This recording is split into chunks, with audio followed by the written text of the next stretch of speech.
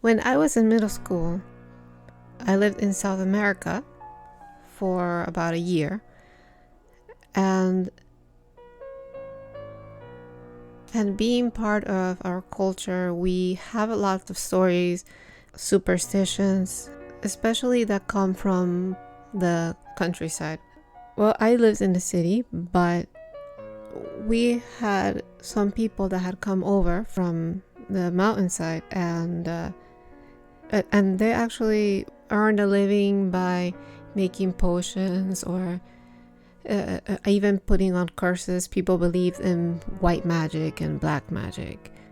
I have heard a lot of people close to me, relatives, that have had experiences with this. I mean, I can't say for sure if it's real or not. Honestly, I'm skeptic, but I mean, I do this podcast, and because I think part of my culture, I was raised to not mess with this type of stuff. I don't mess with anything because I can't prove that it doesn't happen or it's not true. But I also leave room for the possibility of there being things that we cannot explain and probably are not meant to understand.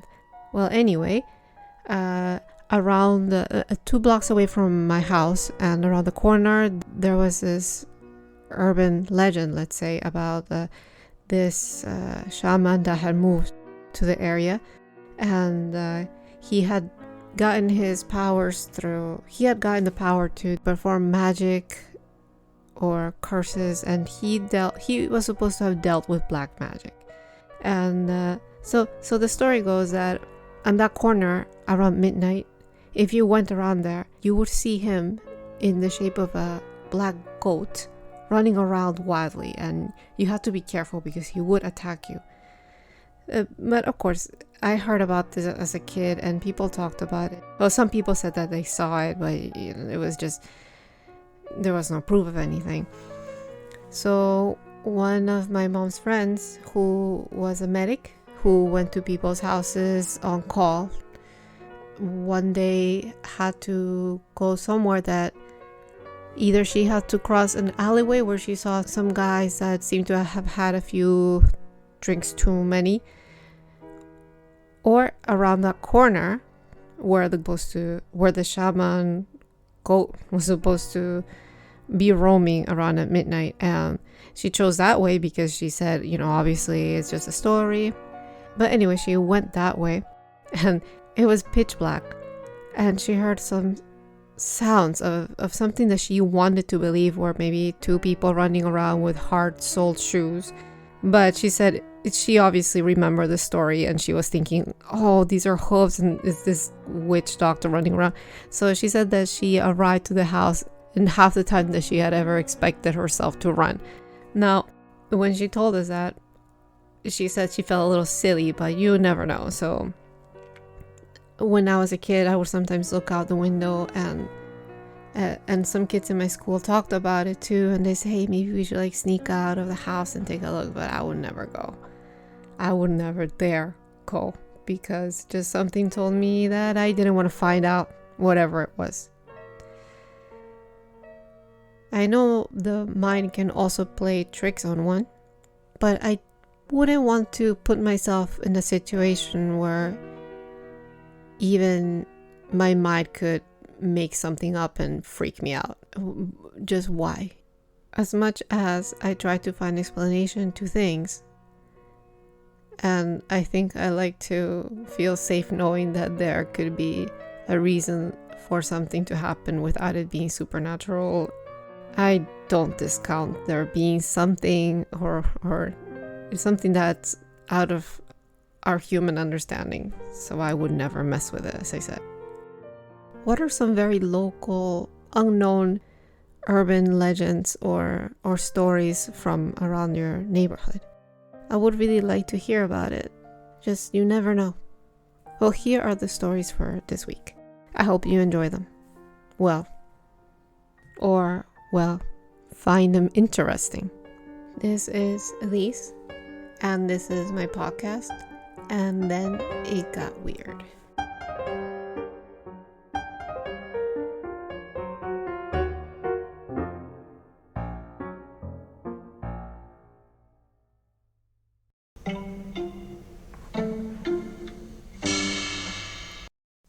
It's not really unexplained in the traditional sense, as there are two possible explanations, but I personally don't know which explanation is true.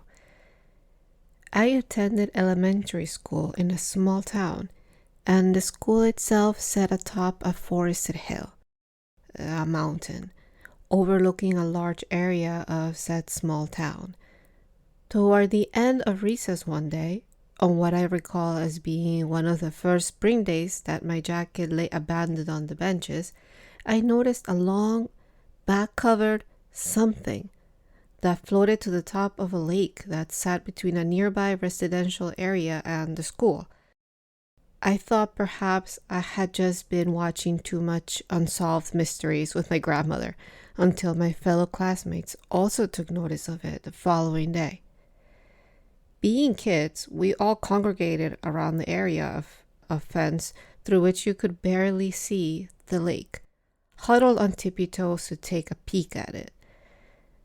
Jokes and serious queries alike were made about it possibly being a dead body, to the point that I, being the resident weird kid, was even asked to perform a seance. Despite our concern, and perhaps due to our naivety, we collectively and implicitly felt that there was no need to alert any authority figure to the existence of the bound garbage bags. For as much as we discussed it, it couldn't really be a murder victim or anything, right? At best, it was somebody's trash. At worst, it was a prank by someone in the neighborhood meant to scare us elementary students. After what felt like a long time, but was probably 3 weeks at most, the bags and their contents disappeared from the lake, and we kids went back to normal playground activities like kickball, tittle-tattle, and breaking bones. As a child, that was the end of the story of the weird garbage bags and whatever was inside them. As an adult, I'm really curious and concerned as to whether or not my classmates and I made jokes while overlooking an actual murder victim.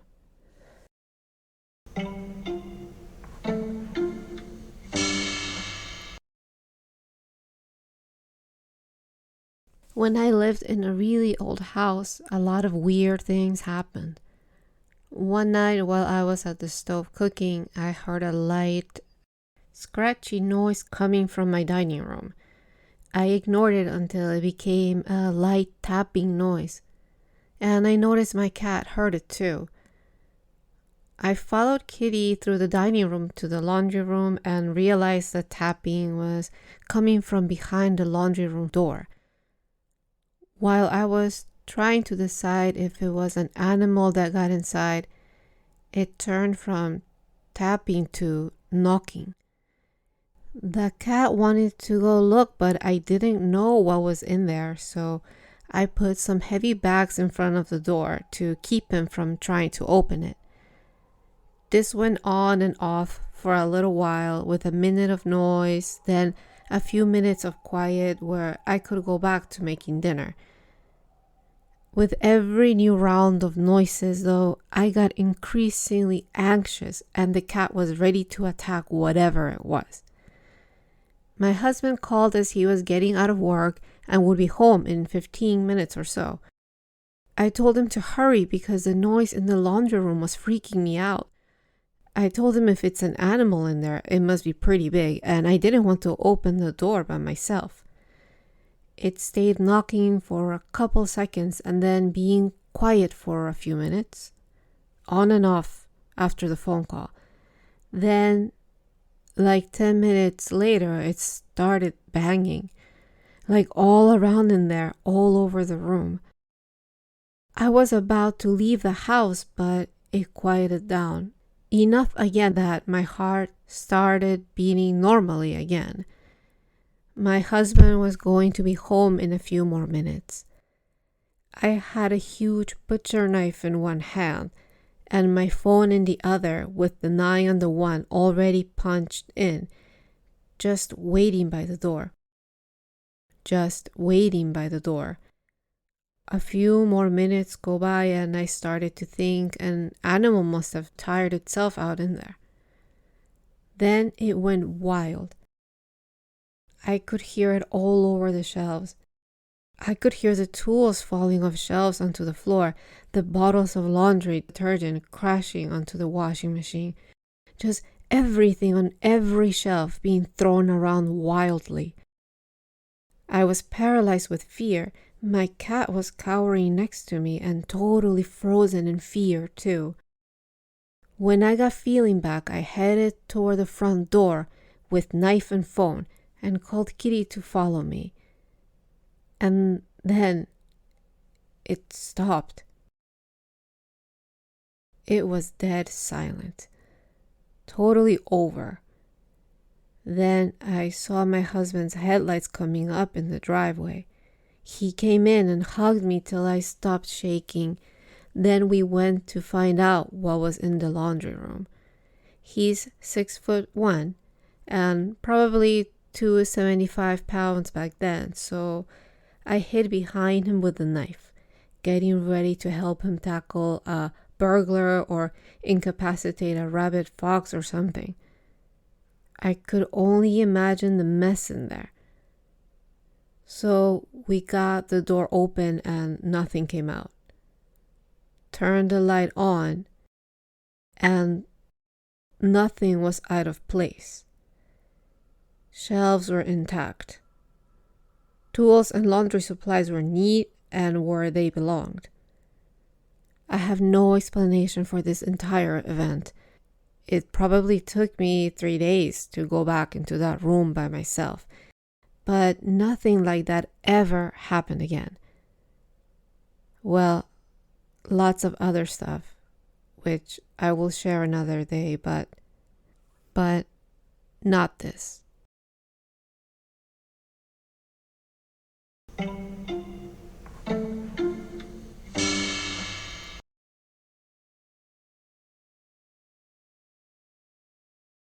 When I was in middle school, my mom began describing to me these strange fits I would have while sleeping at night.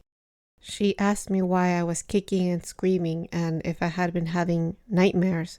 And I told her I couldn't remember because, well, I really couldn't. We had just moved into a double house and we lived on the lower level.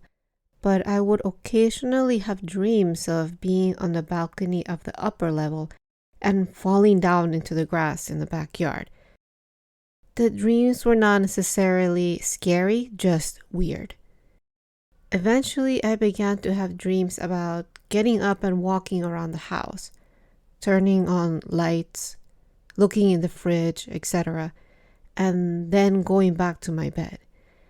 One of these dreams entailed standing in front of the television and flipping the channels over and over, never really stopping on one channel to see what was on, but then turning the TV off and going back to bed. My mom began questioning me again when she kept finding random lights on in the morning or the TV remote in the middle of the floor. At one point, she yelled at me for turning on every light in the house, and it sort of clicked for me because I had a dream that I had gotten up and turned on all the lights. I tried to explain it to her, but she just wrote me off as one would do to a middle schooler. While we lived there, none of it really connected for me because I was young and the incidents would happen weeks apart. I did find the occurrences strange, but I found a lot of things strange at that time, and I have always felt that I come to understand things half-assed backwards. It wasn't until I was a little older and my mom brought it up again that I was able to connect the dots. I have forgotten all about those strange dreams because when we moved out of the house, we moved around within the same city a lot because my mom often had issues with landlords. The dream stopped and I never sleepwalked again. Now that I am older, I often wonder what the hell was going on. The dreams were so vivid, and the lights being on, things being moved, all seemed like clues that I was indeed sleepwalking. But why only that house? And why did I have memories of it as if my eyes were open, but my brain was barely functioning? I think about what I must have looked like in that state. If anybody had ever seen me, I'd have been like a zombie, eyes halfway open, just turning lights on and off and flipping TV channels. The whole thing is still a big mystery to me.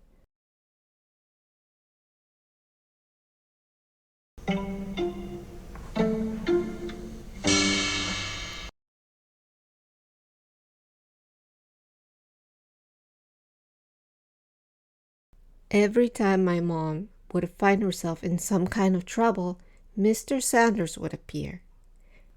I have no idea who he actually was because I am the only one who remembers him. He was never anything but kind to us, but I was terrified of him. Maybe it was just because he was very tall and lanky with an abnormally deep, booming voice that reminded me of thunder, but maybe there was something more to it than that. I don't know how he managed to find my mom every single time she needed help on the road, but it really seemed like he did. One time, she accidentally swerved into a ditch, and who happened to drive by and stop? Mr. Sanders. One time, she got a flat tire, and Mr. Sanders showed up to help her change the spare while we ate ice cream. One time, there was a hurricane and a tree fell down and blocked our only way home. Mr. Sanders showed up with a chainsaw. In my late teens, I mentioned Mr. Sanders to my mom and asked her who he was. She didn't remember him. I said, "You know, the guy who helped us when you got wrecked in the ditch." "The tow truck guy?" "No, Mr. Sanders, the one who came right after it happened. The one who helped us out of the car." "No one helped us out of the car," she said. "We walked over the farm and asked her to use the telephone, and then we waited there." So, I am honestly not sure if Mr. Sanders was a real guy that everyone had forgotten about, or if he was the creepiest guardian angel ever.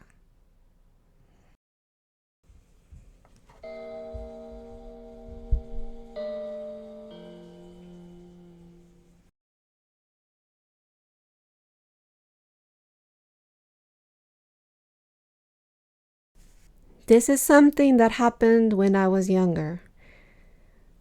So one time back in the day around Christmas time, my mom and dad left me, and I was 11, and my sister, who was 5, to go to a Christmas party.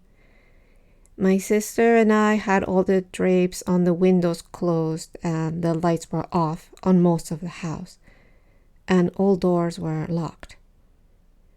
We had just shut the TV off. It was back when the networks went off the air at around 11 or 12 a.m. So we're sitting up, gathering up all our things we had in the living room to go to our shared room when we hear the front screen door open. It surprised me. We hadn't heard a car in the driveway, and we were being pretty quiet, not talking or anything. So, expecting my parents, we kind of froze waiting for the key in the lock, which didn't happen. Instead, we hear a scratching sound at the top of the door. Now, this sound turns into this horrible nails on a chalkboard streak and travels from what sounds like the top of the door to the bottom. This door was metal, by the way. It, or whoever does this repeatedly. With my sister and I on the couch just staring at the door, I can remember being absolutely terrified, wondering what this is and just why. Finally, the sound stops and the screen door softly closes, and we don't hear any footsteps or anything. We sat on the couch, too afraid to move, and I believe eventually fell asleep until my parents came in through the side kitchen door. I don't remember saying anything to them about it, but the next day, when it was totally daytime, I went out and looked, and there were scrapes from the top all the way down the door.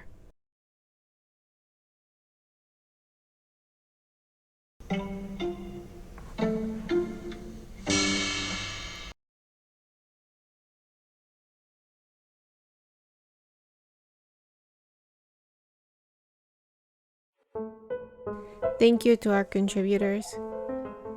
Your stories are very interesting, and I'm really happy to share them.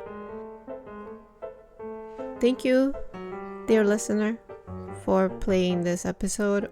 And I would ask you that if you can rate and subscribe.